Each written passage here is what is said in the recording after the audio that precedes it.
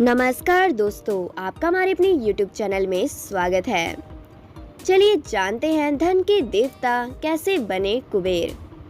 कुबेर देव जी की पूजा धन प्राप्ति के लिए की जाती है। वहीं घर की उत्तर दिशा में कुबेर देवता का वास भी माना गया है। ऐसा माना जाता है कि धन के देवता कुबेर की दया दृष्टि जिस किसी पर भी पड़ती है उसे जीवन में आर्थिक समस्या का सामना नहीं करना पड़ता। लेकिन कुबेर देवता के धन के देवता बनने के पीछे भी एक बड़ी वजह है। सनातन धर्म में कुबेर को धन के देवता के रूप में जाना जाता है। धनतेरस के दिन कुबेर देव की पूजा करने का विशेष महत्व भी है। मान्यता है कि इस दिन कुबेर देवता की पूजा करने से व्यक्ति के जीवन में कभी भी आर्थिक संकट उत्पन्न नहीं होता। लेकिन क्या आप जानते हैं कि उन्हें ये उपाधि कैसे मिली? अगर नहीं तो चलिए आइए जानते हैं हम कुबेर को धन का देवता क्यों माना जाता है। पौराणिक मान्यताओं के अनुसार कुबेर लंकापति रावण के सौतेले भाई हैं। रावण की मृत्यु के बाद कुबेर को ही असुरों का नया सम्राट बनाया गया। ये यक्षों के राजा भी हैं। वे उत्तर दिशा के दिक्पाल हैं और लोकपाल भी माने जाते हैं। इनके पिता महर्षि विश्वास थे और माता देववर्णी थी।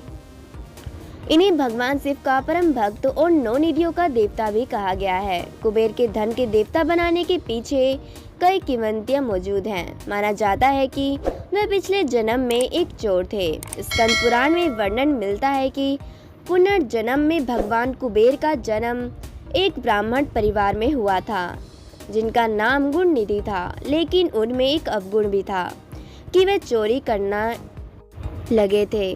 परंतु इस बात का पता चलने पर उनके पिता ने उन्हें घर से निकाल दिया। जब भटकते हुए एक शिव मंदिर में दिखे तो उन्होंने मंदिर से प्रसाद चुराने की योजना बनाई। वहाँ एक पुजारी सो रहे थे, जिससे बचने के लिए गुणनिधि ने दीपक के सामने अपना अंगोछा फैला दिया। लेकिन पुजारी ने उसे चोरी करते हुए पकड़ लिया और इसी हाथापाई में उनकी मृत्यु हो गई। मृत्यु के उपरांत जब यमदूत गुणनिधि को ले जा रहे थे तभी भगवान शिव शंभु के दूत भी वहां से आ रहे थे।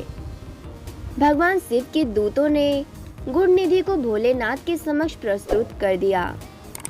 भोलेनाथ को यह प्रतीत हुआ कि गुणनिधि ने अंगोछा बिछा के उनके लिए जल रहे दीपक को बुझने से बचाया है। इसी बात से प्रसन्न होकर भगवान शिव ने गुणनिधि को कुबेर की उपाधि प्रदान की। साथ ही देवताओं के धन का खजांची बनने का आशीर्वाद भी उन्हें प्रदान किया।